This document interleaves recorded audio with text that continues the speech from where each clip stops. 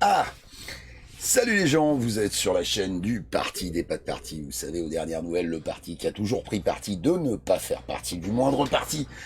Ce qui, a priori, nous permet de conserver l'intégrité physique de nos partis. Alors, un petit live matinal. Salut Dimitri, salut Xav, Monsieur Amir, Palure, Bernard, comment tu vas Alain, Mathieu, je vais pas dire bonjour à tout le monde, vous êtes nombreux.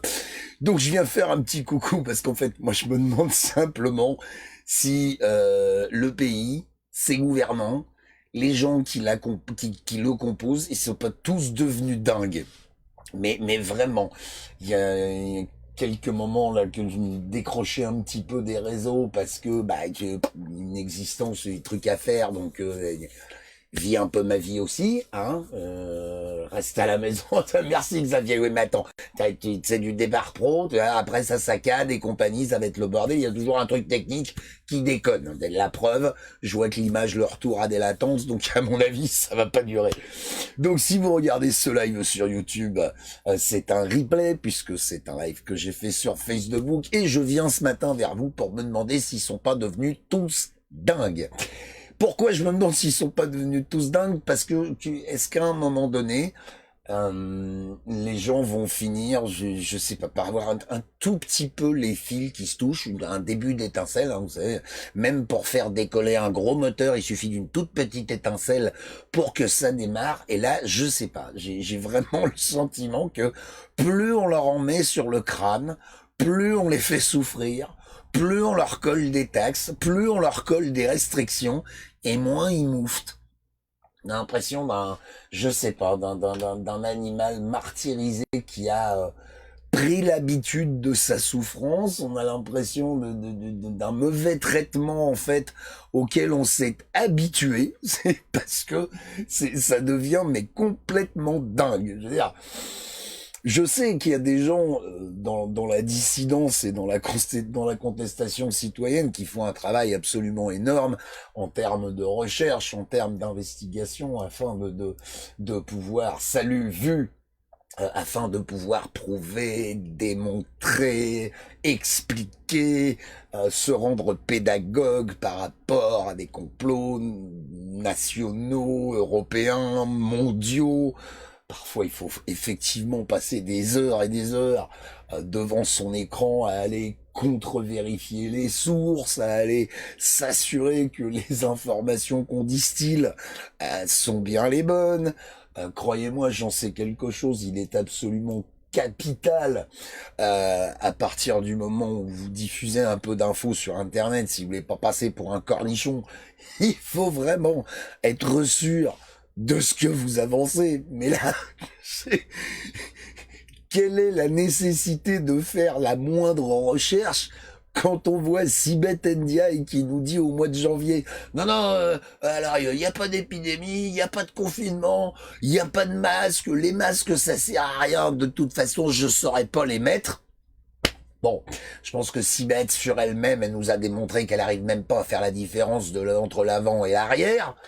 Et quelques mois après, au mois de mai, la même, elle vient vous expliquer que vous allez prendre 135 € d'amende si jamais vous portez pas un masque que vous avez acheté hors de prix suite à la gestion catastrophique de la crise par notre gouvernement.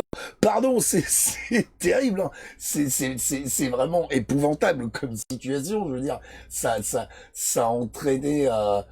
Ouais, la fluidité de l'image est chiante, mais j'ai pas envie j'ai pas envie d'y toucher. Je verrai ça plus tard. Ou attends, je vais essayer de bidouiller le truc en live, mais ça m'étonnerait beaucoup que j'y arrive. Toc.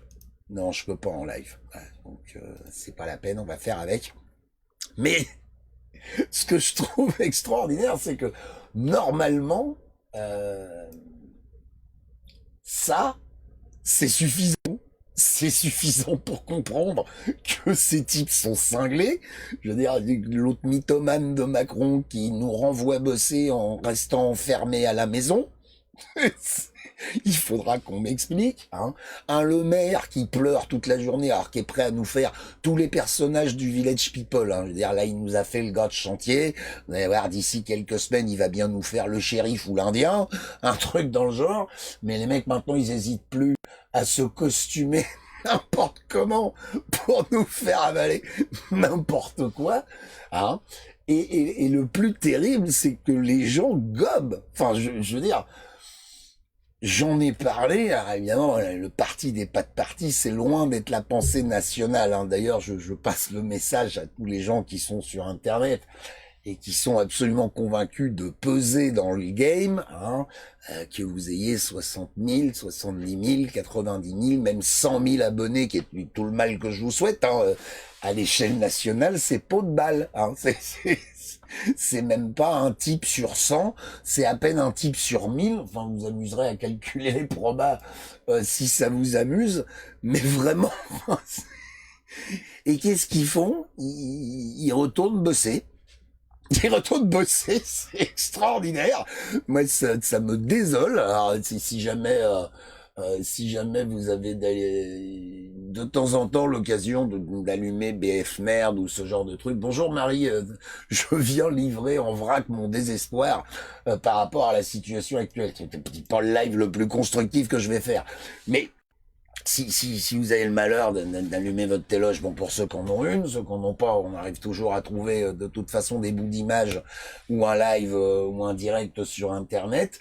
Vous voyez les journalistes se gargariser en disant « Oh là là, les gens jouent le jeu.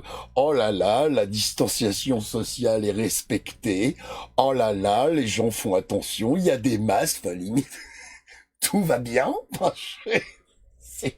Je sais pas si vous avez vu quelques images de nos gamins à l'école à qui on a dessiné des croix, on essaie de leur faire comprendre qu'il faut qu'il y ait 3,50 m entre eux et leurs petits camarades avec qui ils jouaient il y a quelques jours, il y a quelques semaines, il y a quelques mois, et là c'est terminé, les mômes ils sont parqués comme du bétail, si jamais ils veulent respirer, il faut qu'ils demandent une autorisation écrite en 4 exemplaires, hein, grosso merdo c'est ça. Alors on nous dit tout va bien dans les transports en commun.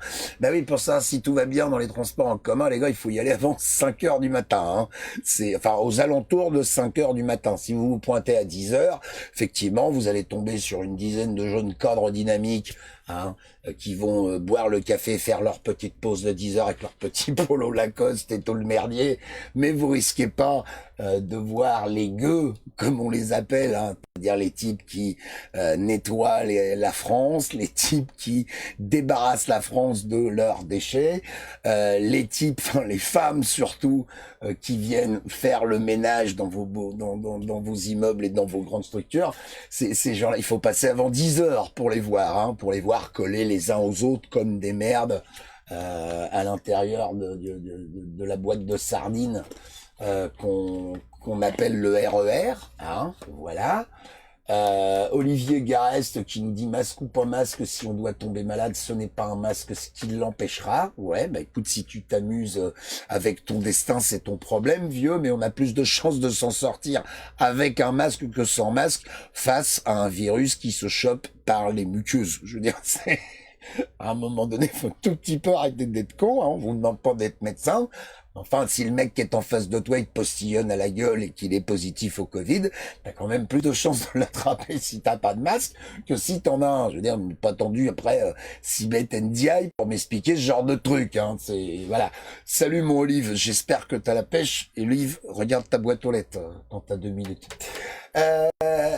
Et je continue de voir des gens qui disent, oh, bah, c'est super, on est sortis, on est enfin, comment vous faites pour être satisfait d'une situation comme celle-ci?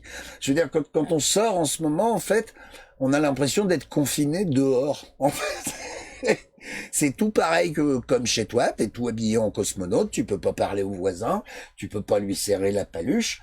Et puis alors, quand est arrivée la crise du Covid-19, en France, la plus grande trouvaille du gouvernement au moment du confinement, ça a été de mettre des amendes.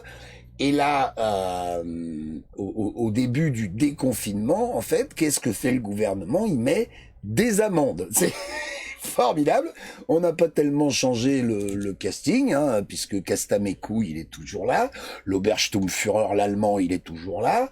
Mamadou Sibet, Ndiaye Yendawe, elle est toujours là. Je veux dire, cette femme est la plus belle usine à raciste que j'ai jamais vue de ma vie. Enfin, si à un moment donné, les gens qui voient des complots partout s'emmerdent, moi, je suis persuadé que c'est une volonté délibérée de Macron de prendre la plus sinistre abruti black qu'il a pu avoir dans son entourage pour aller lui faire déblatérer des conneries 2 fois par semaine. Hein. Comme ça permet de voir, accélérer, bonjour Seb, de voir accélérer, si vous voulez, les mouvements racistes interethniques. Ça permet de voir...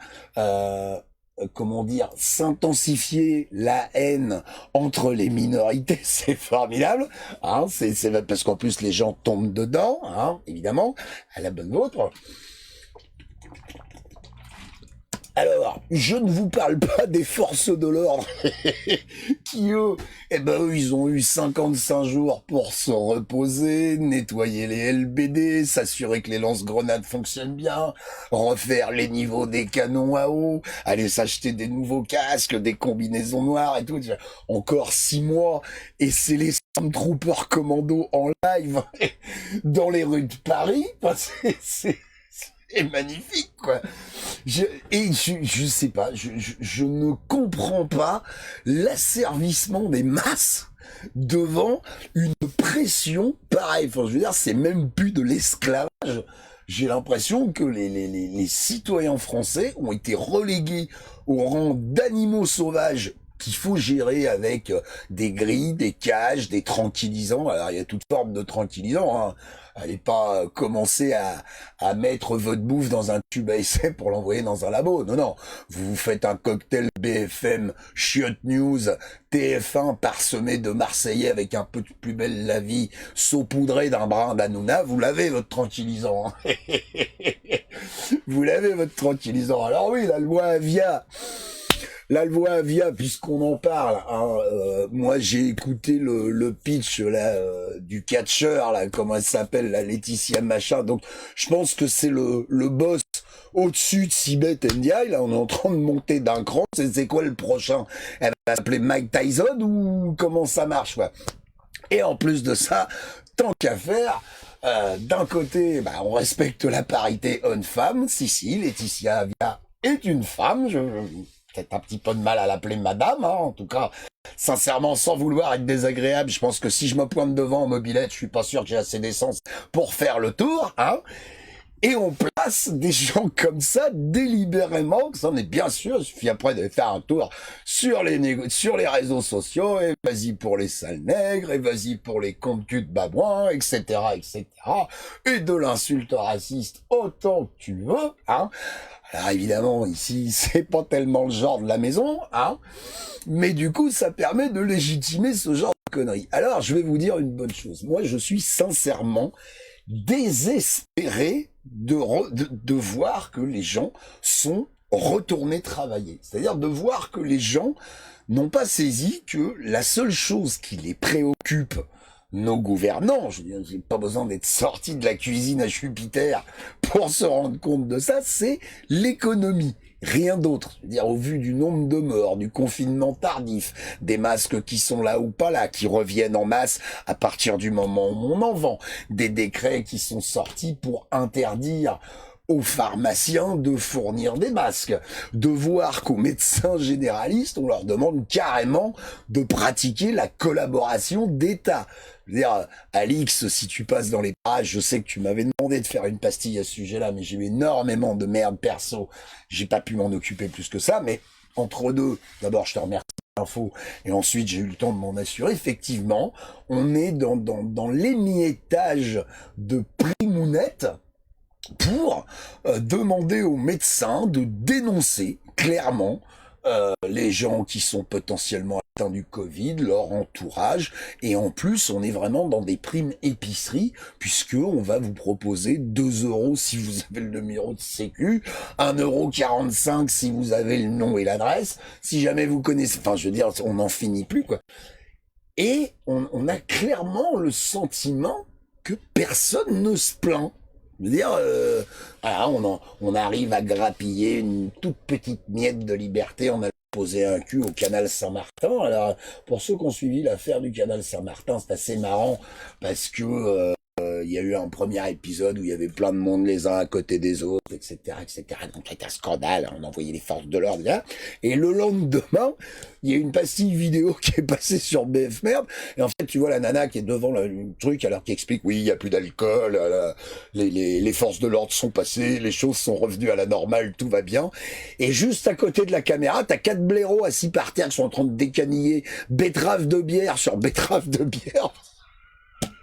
C'est à mourir de rire. Donc, j'essaie sincèrement.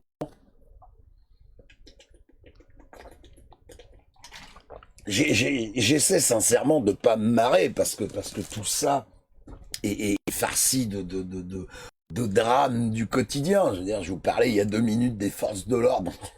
Les mecs, ils sont déchaînés. C'est-à-dire, on est clairement arrivé aux possibilités quasiment de Judge Dredd, sauf que le type qui est détenteur de ça, il a le quotient intellectuel d'un pot de pâte à modeler, vous voyez, donc le mec de toute façon, il dégaine sa gazeuse, voilà, que vous lui dites bonjour, merde, va te faire voir, vous avez un gilet jaune sur la tête, vous avez un slip bleu, vous avez un masque vert, il fait la gazeuse, et il va vous gazer votre race, voilà.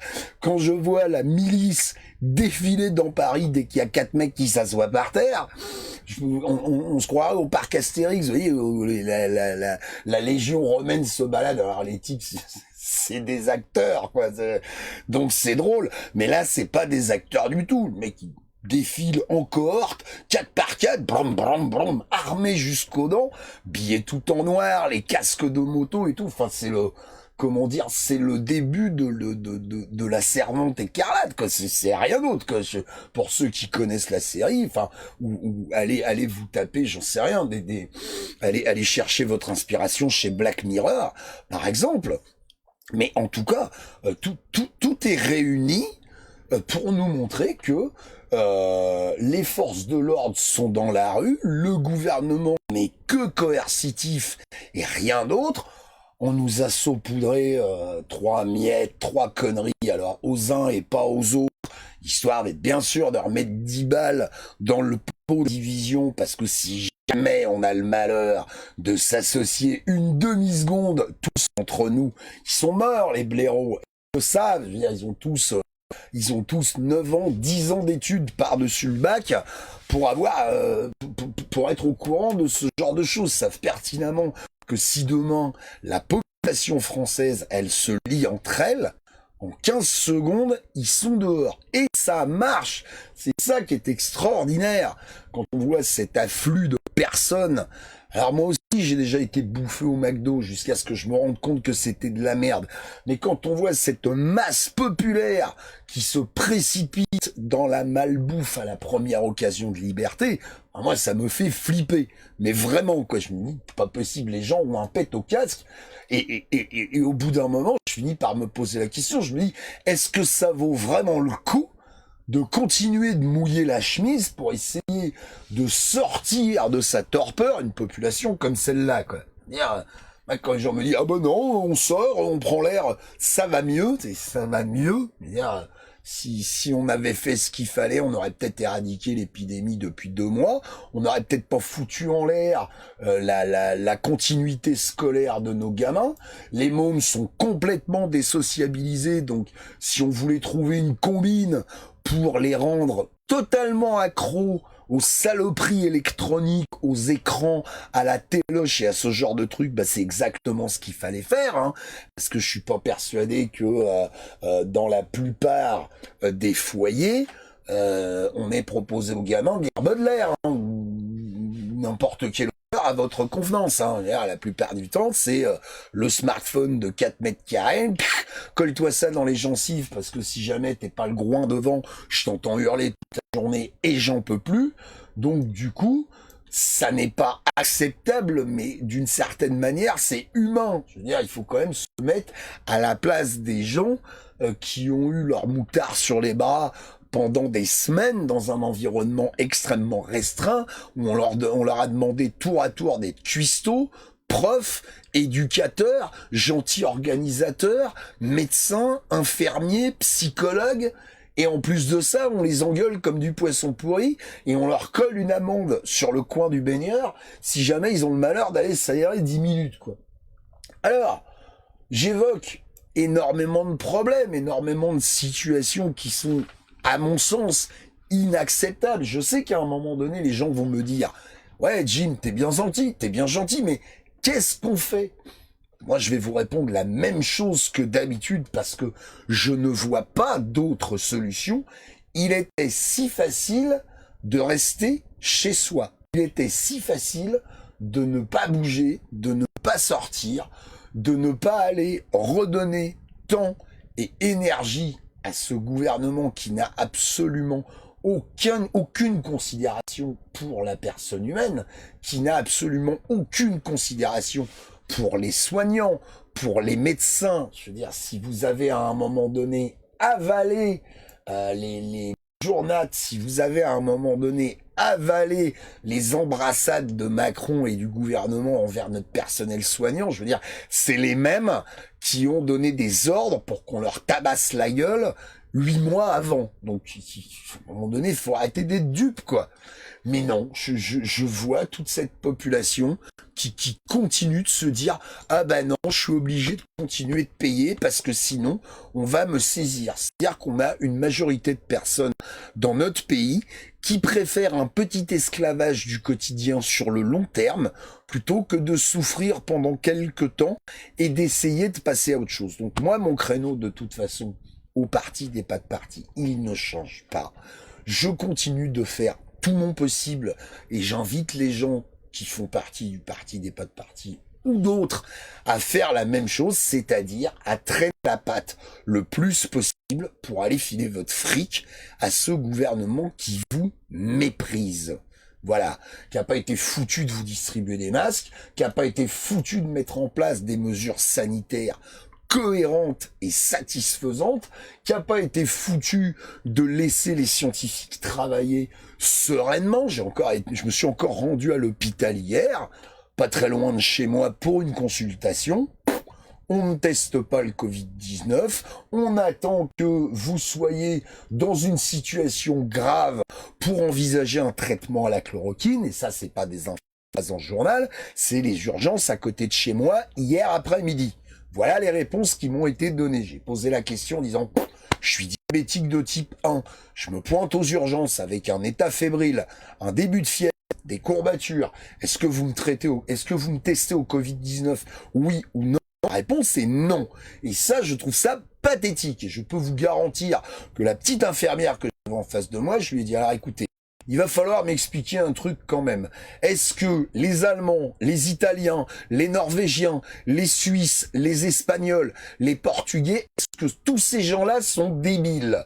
À un moment donné, il faut quand même se gratter la tête en se disant « Mais attends, tous les patelins autour de nous, ils ont confiné plus tôt, ils ont distribué des masques plus tôt, ils ont mis en place des tests plus tôt, et on a aujourd'hui des indicateurs qui nous montrent très clairement que l'épidémie a été mieux prise en charge et que les services d'urgence n'ont pas été saturés parce que on peut tester les gens et sur les gens qui sont positifs, leur filer un pré-traitement.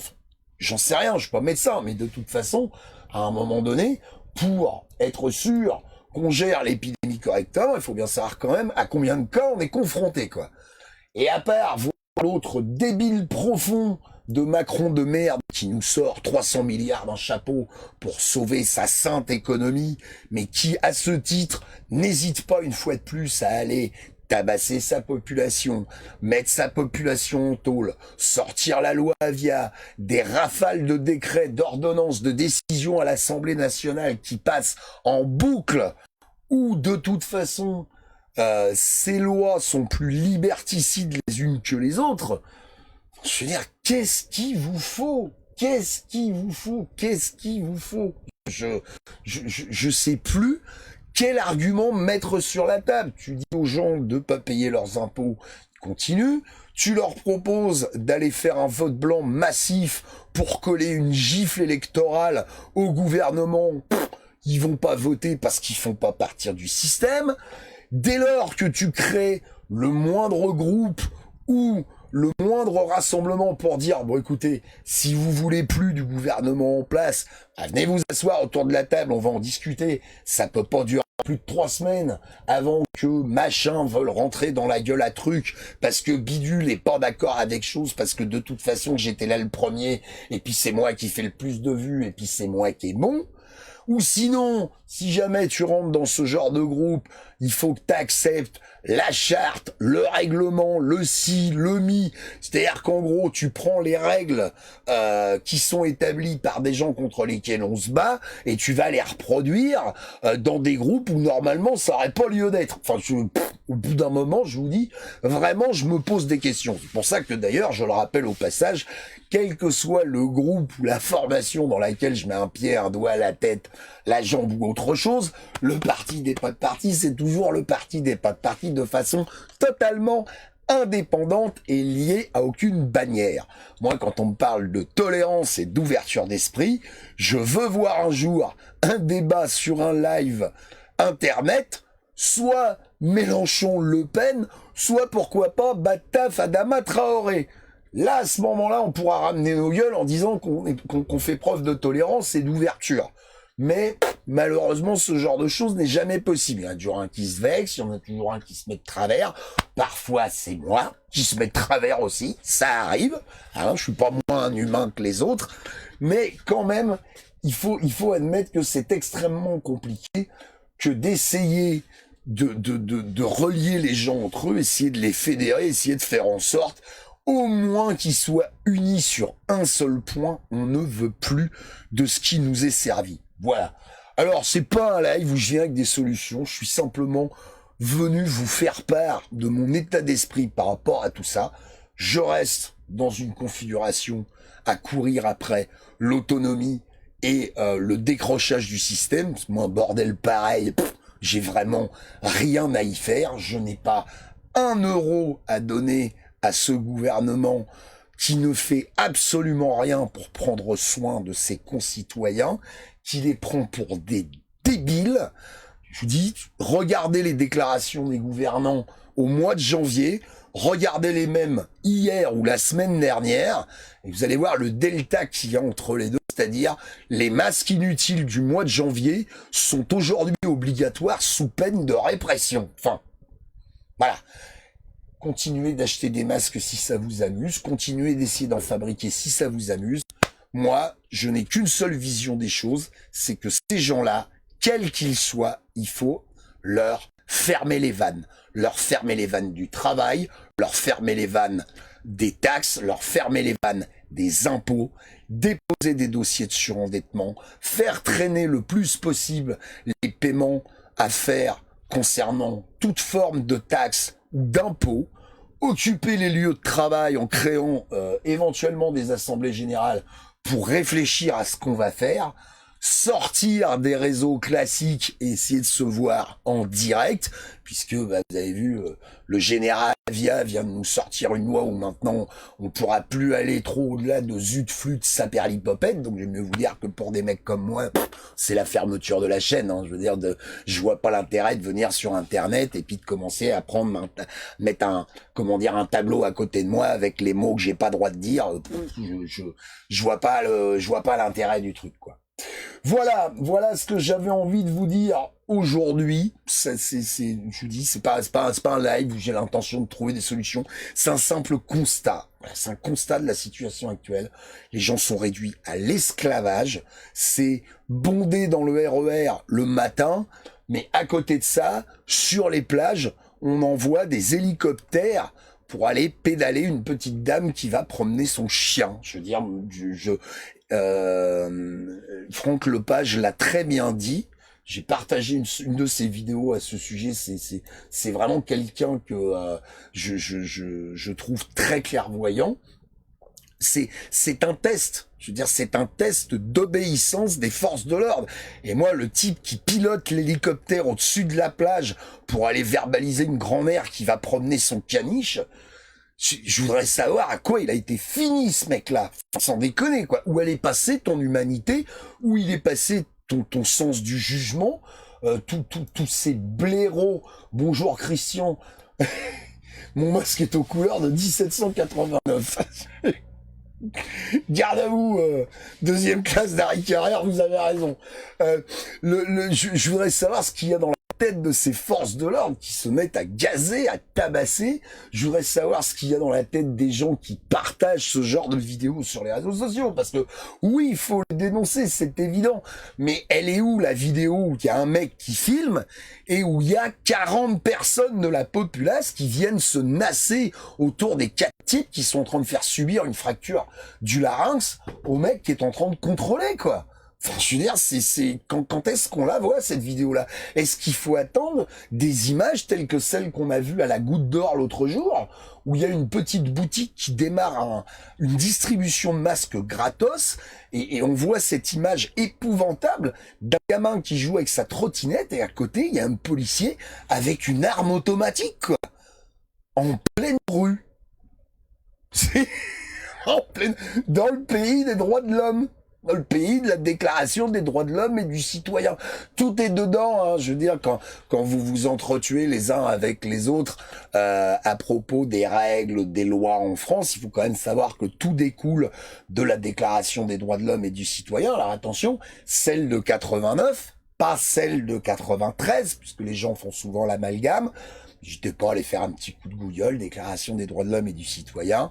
Vous verrez qu'il y a eu une première déclaration qui a été émise en 89, il y en a eu une seconde qui a été mise à jour en 1793, et on est revenu ensuite à celle de 1789, puisque celle de 93 comportait certains articles qui sont un petit peu emmerdants pour le gouvernement en place. Mais néanmoins, elle a de beaux restes et elle donne quand même autorité à toute personne qui voudrait à un moment donné se rebeller contre un gouvernement ou comment dire des gens qui pilotent le pays en oppressant le peuple. Voilà, c'est écrit dans la déclaration des droits de l'homme et du citoyen, c'est pas extrêmement complexe, hein. Tout est à l'intérieur de ce document, et dès lors que c'est liberticide, ça permet normalement aux gens de s'indigner normalement. Je vous invite aussi à aller faire un petit tour et à prendre quelques informations sur ce qui s'est passé à la Commune de Paris. Vous tapez juste la Commune de Paris. Vous allez voir ce qui se raconte à un moment donné, où les mecs ils en ont eu bien ras-le-bol, hein, et où là ils ont appuyé sur le bouton, ils ont été chercher les canons et ils ont pris la ville, etc., etc. Parce qu'à un moment donné, trop c'est trop. Alors vous savez que moi je fais pas partie des gens qui prêchent des révoltes dans le sang et dans la violence. Mais en tout cas, ce que je peux vous dire, c'est que si à un moment donné des gens prennent cette décision-là, je sais pas s'ils auront mon appui et mon soutien, mais en tout cas, je ne les dénigrerai pas, ça c'est sûr. Parce que je peux comprendre que y a des situations qui aujourd'hui sont beaucoup plus désespérantes que la mienne. Oui, Cédric Charton, l'article 35 que tu cites, la désobéissance civile devient un devoir sacré quand l'État devient hors la loi ou corrompu. Ça, c'est dans la Déclaration des droits de l'homme et des citoyens de 1793. Donc ça n'est plus d'actualité aujourd'hui, mais il y a quelque chose de similaire dans la déclaration de celle de 89. Voilà. Marlène qui dit on ne peut pas voir la vidéo. Je suis pas quelqu'un de censuré, moi, c'est pas parce que la technique déconne qu'on est censuré. Donc tu pourras aller voir le replay, t'inquiète pas. Je vais vous souhaiter une excellente journée à tous. Comme je le dis d'habitude, essayez, bon sang de bonsoir, de vous aimer un tout petit peu les uns les autres, et si vraiment il n'y a pas moyen, eh ben essayez au moins de vous tolérer, vous verrez, ça fait pas de mal. Voilà, je vous souhaite une très bonne fin de journée, je vous aime tous, n'oubliez pas ça, et en ces temps très difficiles surtout, prenez soin de vous. Salut!